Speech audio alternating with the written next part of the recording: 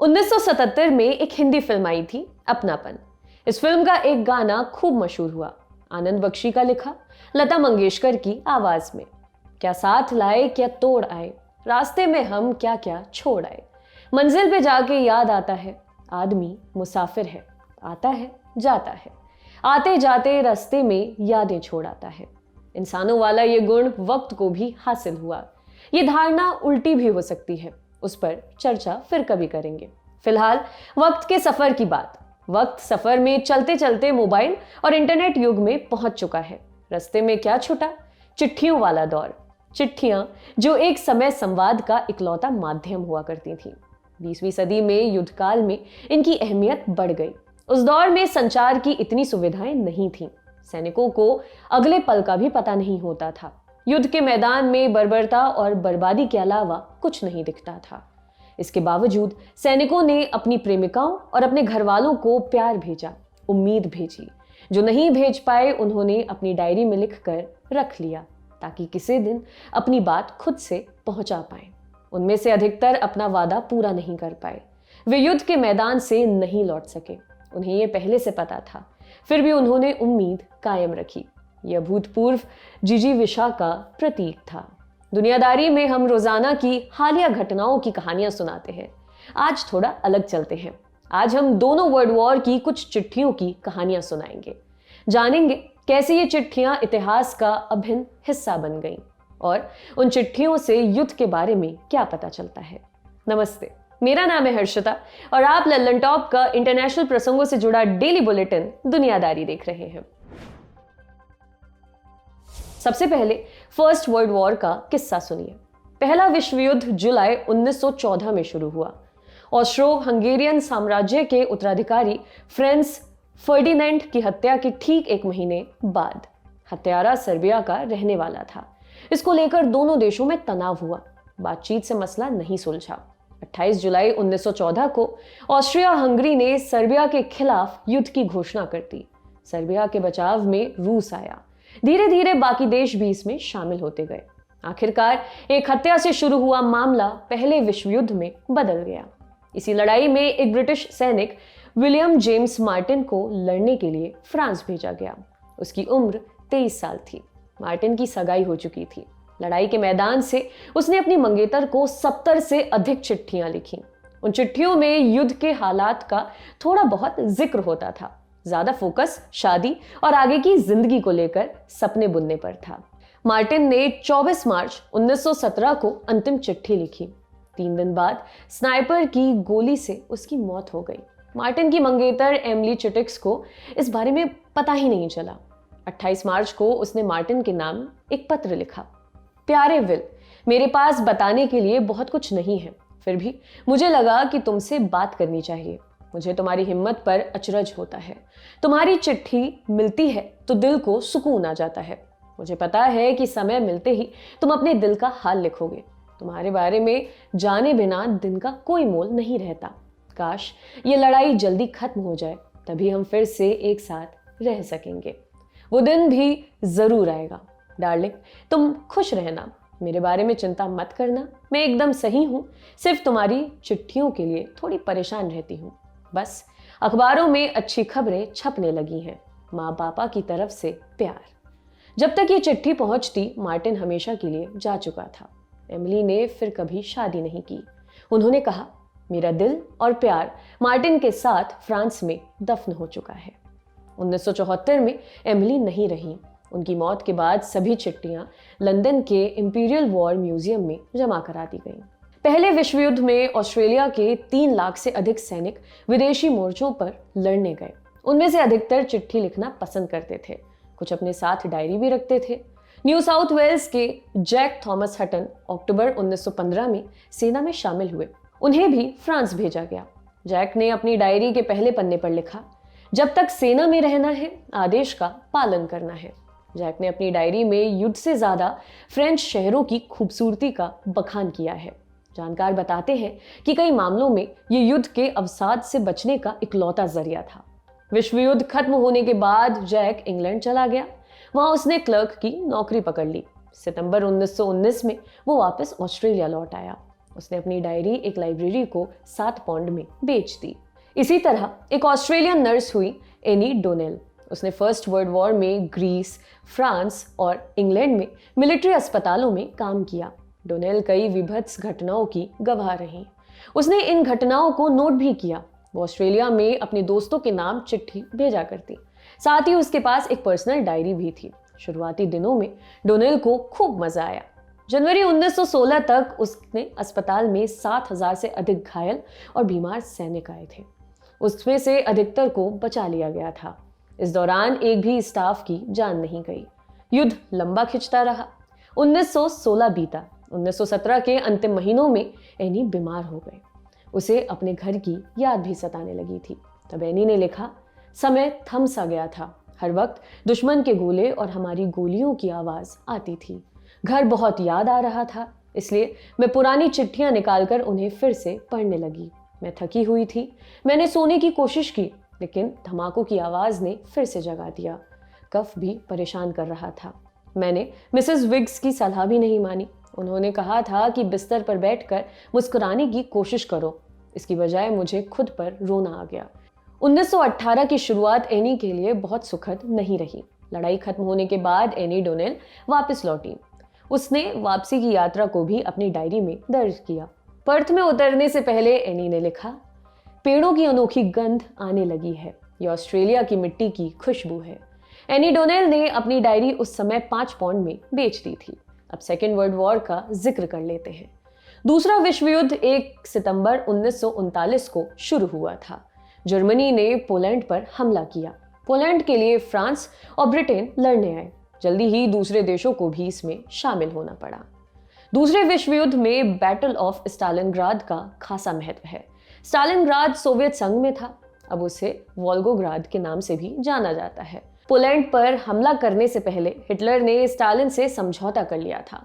दोनों ने मिलकर पोलैंड को आपस में बांट लिया। ये भी तय हुआ कि दोनों एक दूसरे के मामले में उंगली नहीं करेंगे। ये समझौता 2 साल तक कायम रहा। जर्मनी आसानी से यूरोप में तबाही मचाता रहा। फिर उसने सोवियत संघ पर हमला करने का प्लान बनाया। 22 जून 1941 को ऑपरेशन बारबारोसा के तहत जर्मन सेना सोवियत संघ में दाखिल हो गई। हालांकि बहुत कोशिशों के बावजूद भी जर्मनी को निर्णायक जीत नहीं मिली। अगस्त 1942 में जर्मनी ने स्टालिनग्राड पर हमले का प्लान बनाया। स्टालिनग्राड सोवियत संघ के लिए काफी अहम था। जर्मनों ने शुरुआत में बढ़त हासिल की, लेकिन फिर सर्दी आ गई। जर्मन सेना को इस मौसम में लड़ने का कोई अनुभव नहीं था। वे फंस कर रह गए। हिटलर ने वापस लौटने की इजाजत नहीं दी। स्टालिनग्राड में फंसे जर्मन सैनिकों को घर चिट्ठी भेजने की इजाजत दी गई थी। एक सैनिक ने लिखा, यहाँ का मौसम लगातार खराब हो रहा है। कपड़े हमारे शरीर के साथ जम गए हैं।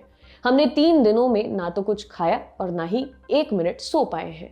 सैनिक यहाँ से भागना चाहते हैं। वे दुश्मनों के आगे सरेंडर करने के लिए तैयार हैं। एक और जर्मन सैनिक ने लिखा, कल हमें वोदका मिला।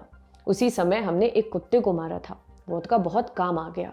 एक दिन हमने 4 कुत्ते मारे, लेकिन मेरे साथियों का पेट नहीं भरा। एक दिन हमें चिड़िया पकाकर खाना पड़ा।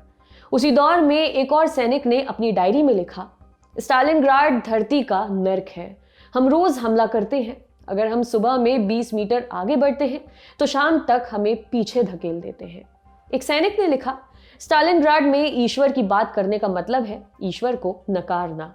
मैंने हर तरफ उसे तलाशा, मगर वो कहीं नहीं मिली। अगर ईश्वर कहीं है तो वो सिर्फ प्रार्थनाओं, पादरियों की बड़ी बड़ी बातों, गिरजाघर की घंटियों और धूप की सुगंध तक ही सीमित है। वो स्टालिनग्राड में तो कतई नहीं। सच्चाई तो ये है कि ईश्वर नाम की कोई चीज है ही नहीं। हथियार, खाने और मनोबल की कमी से जूझ रहे 6th जर्मन आर्मी ने फरवरी 1943 में स्टालिनग्राड में सरेंडर कर दिया। इस हार ने दूसरे विश्व युद्ध का नतीजा लगभग तय कर दिया था। अप्रैल 1945 में हिटलर ने अपने बंकर में आत्महत्या कर ली।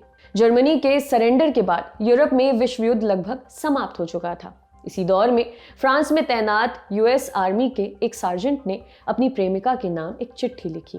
उसने लिखा, यहाँ मैं अपने बिस्तर पर लेटकर खिड़की से बाहर देख रहा हूँ।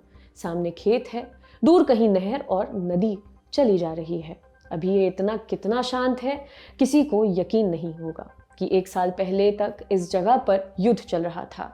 नहर के किनारे छोटी सी पगडंडी बनी हुई है, वो तुम्हारे और मेरे जैसे लोगों के लिए ही है। अगर किसी दिन मेरे सपने सच हुए तो मैं तुमसे तुम्हारा हाथ मांग लूंगा। विश्व युद्ध के दौर की चिट्ठियां इस दुनिया के सबसे ईमानदार रिकॉर्ड्स कहे जा सकते हैं, क्योंकि उनमें कोई छल नहीं था, कोई लंपटता नहीं थी। उस क्षण में उन्हें जो दिखा, उन्होंने जो महसूस किया, उसे उन्होंने हूबहू कागजों पर उतार दिया। आज के दिन ये कहानियां सुनाने की बस एक ही वजह है। सेकेंड वर्ल्ड वॉर के दौरान जर्मनी में तैनात एक अमेरिकी सैनिक की चिट्ठी 76 बरस बाद उसके परिवार को मिली। जॉन गोंजाल्विस नाम के इस सैनिक ने लड़ाई खत्म होने के बाद अपनी मां को चिट्ठी भेजी थी। ये उन तक कभी पहुंच नहीं पाई। 2015 में जॉन की मौत हो गई। जॉन की मां भी जिंदा नहीं है, लेकिन पोस्टल सर्विस ने जॉन की विधवा पत्नी का पता खोजकर उन तक चिट्ठी पहुंचाई। चिट्ठियों के लिफाफे को फिलहाल ताखे पर रखते हैं। अब चलते हैं अगले हिस्से की तरफ। इसमें हम जानेंगे 7 जनवरी 2022 के दिन विदेशी मीडिया में क्या खास छप रहा है। आज इंटरनेशनल मीडिया में 3 खबरें चर्चा में हैं। कोरोना का ओमिक्रॉन वेरिएंट, कजाकिस्तान में चल रहा प्रोटेस्ट और कैपिटल हिल दंगे की पहली बरसी। एक एक कर चर्चा करते हैं। Number 1, Omicron. ब्रिटेन में रोजाना 2 लाख से अधिक कोरोना संक्रमण के मामले सामने आ रहे हैं। संक्रमितों में डॉक्टर्स और हॉस्पिटल स्टाफ भी शामिल है। इस कमी से निपटने के लिए सरकार को सेना उतारनी पड़ी है। लंदन के अस्पतालों में 200 सैनिकों को तैनात किया गया है। इनमें से 40 डॉक्टर हैं। वे मरीजों का इलाज करेंगे, बाकी स्टॉक मेंटेन करने और व्यवस्था बनाए रखने में मदद करेंगे। ब्रिटिश अखबार द गार्डियन ने सुर्खी लगाई है, military deployed at London hospitals due to omicron staff shortages. Omicron के बीच स्टाफ की कमी, लंदन के अस्पतालों में सेना उतारी गई। 1800 से अधिक सैनिक एम्बुलेंस सर्विस और वैक्सीनेशन प्रोग्राम में पहले से लगे हुए हैं। हालांकि ओमिक्रॉन की लहर में सैनिकों को सीधे अस्पताल में तैनात किए जाने का पहला मामला है। जिस रफ्तार से संक्रमण बढ़ रहा है, आने वाले दिनों में और भी सैनिकों की ड्यूटी लगाई जा सकती है। अमेरिकी अखबार वॉशिंगटन पोस्ट ने अमेरिका के अस्पतालों पर बढ़ते दबाव को लेकर रिपोर्ट पब्लिश की है। सुर्खी है, in the Nations hospitals this Covid wave is different. अमेरिकी अस्पतालों में कोविड की ये लहर कुछ अलग है। पोस्ट की रिपोर्ट के अनुसार पिछले एक हफ्ते में अमेरिका में 1,26,000 कोरोना के मरीज अस्पताल में भर्ती हुए। इनमें से अधिकांश मरीज किसी और समस्या के चलते अस्पताल आए थे। बाद में उनमें कोरोना संक्रमण की पुष्टि हुई। इसके अलावा 25% मेडिकल सेंटर्स में स्टाफ की कमी चल रही है। जानकारों का कहना है कि पीक पर हालात बेकाबू हो जाएंगे। अमेरिका के बाद फ्रांस की बात। फ्रांस की संसद ने वैक्सीन पास के प्रस्ताव को अप्रूव कर दिया है। अब इसे वोटिंग के लिए सेनेट में भेजा जाएगा। उम्मीद जताई जा रही है कि 15 जनवरी तक ये कानून लागू हो जाएगा। फ्रांस 24 की रिपोर्ट के मुताबिक 12 साल से अधिक उम्र के लोगों को पब्लिक प्लेस में जाने के लिए वैक्सीन पास दिखाना जरूरी होगा। फ्रांस में 12 साल से ऊपर की लगभग 90% आबादी 2 डोज लगवा चुकी है। पिछले हफ्ते फ्रांस के राष्ट्रपति इमैनुअल मैक्रोन ने कहा था कि वे अनवैक्सीनेटेड लोगों का बाहर निकलना मुहाल कर देंगे। इस बयान की काफी आलोचना भी हुई, लेकिन मैक्रो अपने कहे से पीछे नहीं हटे। फ्रांस में कोरोना वैक्सीन के समर्थकों और विरोधियों के बीच खाई बढ़ने लगी है। अप्रैल में फ्रांस में राष्ट्रपति चुनाव होने वाले हैं। जानकारों की माने तो मैक्रो इसका फायदा उठाने की फिराक में है। फ्रांस के बाद ऑस्ट्रेलिया की चर्चा। ऑस्ट्रेलिया में कोरोना संक्रमण रिकॉर्ड स्तर पर पहुंच गया है। राज्य अपने हिसाब से कोविड प्रोटोकॉल्स लागू कर रहे हैं। द ऑस्ट्रेलियन की रिपोर्ट के अनुसार न्यू साउथ वेल्स ने फ्रंटलाइन वर्कर्स के लिए बूस्टर डोज अनिवार्य कर दिया है। कई जगहों पर सप्लाई की शॉर्टेज को लेकर चेतावनी जारी की गई है। एक तरफ सरकार कोरोना से जूझ रही है, दूसरी तरफ टेनिस स्टार नोवाक जोकोविच का मसला भी परेशानी का सबब बना हुआ है। जोकोविच ऑस्ट्रेलियन ओपन में हिस्सा लेने पहुंचे थे। जोकोविच ने कोरोना वैक्सीन नहीं लगवाई है। टूर्नामेंट में शामिल होने के लिए वैक्सीन लगवाना अनिवार्य है। पहले तो उन्हें नियम में छूट दी गई। जब वो ऑस्ट्रेलिया पहुंचे तब उनका वीजा रद्द कर दिया गया। उन्हें एक होटल में रखा गया है। जोकोविच के फैंस उनके समर्थन में प्रोटेस्ट कर रहे हैं। ये मामला सर्बिया और ऑस्ट्रेलिया के बीच राजनीतिक मनमुटाव का रूप लेता जा रहा है। आज की दूसरी बड़ी सुर्खी कजाकिस्तान प्रोटेस्ट से जुड़ी है। कजाकिस्तान में 1 जनवरी को प्रोटेस्ट शुरू हुआ था। एलपीजी की बड़ी कीमतों के विरोध में राष्ट्रपति तोकायेव ने पूरी कैबिनेट को बर्खास्त कर दिया था। फिर भी प्रोटेस्ट नहीं रुके तो उन्होंने रूस से मदद मांगी। हमने दुनियादारी में इस बारे में विस्तार से बात की थी, आपको उसका लिंक इस वीडियो के डिस्क्रिप्शन में मिल जाएगा। अभी तक हुए प्रदर्शनों में 18 पुलिस वालों के मारे जाने की खबर है। 2300 से अधिक प्रदर्शनकारियों को गिरफ्तार किया गया है। बड़ी संख्या में प्रदर्शनकारियों की हत्या की बात भी कही जा रही है। हालांकि इस बारे में आधिकारिक पुष्टि का इंतजार है। ताजा समाचार ये है कि रूस के नेतृत्व में पीस कीपिंग फोर्स कजाकिस्तान में दाखिल हो चुकी है। इस संकट ने रूस को मध्य एशिया में पकड़ मजबूत बनाने का मौका दे दिया है। मॉस्को टाइम्स ने सुर्खी लगाई है, Russia takes a gamble in Kazakhstan, Kazakhstan पर रूस का दांव। अब बताते हैं कि यह रिपोर्ट क्या कहती है। अगर रूस कजाकिस्तान में मामला संभाल लेता है तो वो अपना प्रभुत्व साबित करने में कामयाब हो जाएगा। रूस को सेंट्रल एशिया में बेलारूस की तरह का एक भरोसेमंद साझेदार मिल जाएगा। कजाकिस्तान पहले रूसी साम्राज्य और बाद में सोवियत संघ का हिस्सा रहा। सोवियत विघटन के बाद उसे आजादी मिल गई। हालांकि रूस कजाकिस्तान पर अपना दावा पेश करता रहा है। हालिया प्रोटेस्ट ने उसके सामने थाली परोस दी है। अब बात कि प्रोटेस्ट से बाकी दुनिया पर क्या असर पड़ा है। कजाकिस्तान दुनिया का सबसे बड़ा यूरेनियम उत्पादक देश है। दुनिया के कुल उत्पादन का 40% से अधिक यहीं से आता है। प्रोटेस्ट के चलते प्रोडक्शन रुका हुआ है। इससे अंतर्राष्ट्रीय बाजार में यूरेनियम की कीमतें 8% तक बढ़ गई हैं। कजाकिस्तान के हालात पर हमारी नजर बनी रहेगी। फिलहाल बात करते हैं अमेरिका की। कैपिटल हिल दंगों का 1 साल पूरा हो गया है। 6 जनवरी 2021 को तत्कालीन अमेरिकी राष्ट्रपति डोनाल्ड ट्रंप ने भीड़ को उकसाया। इसके बाद भीड़ ने कैपिटल हिल पर हमला कर दिया था। इस दंगे में 5 पुलिस वाले मारे गए थे। अमेरिकी अखबारों में दंगे की पहली बरसी सुर्खियों में है।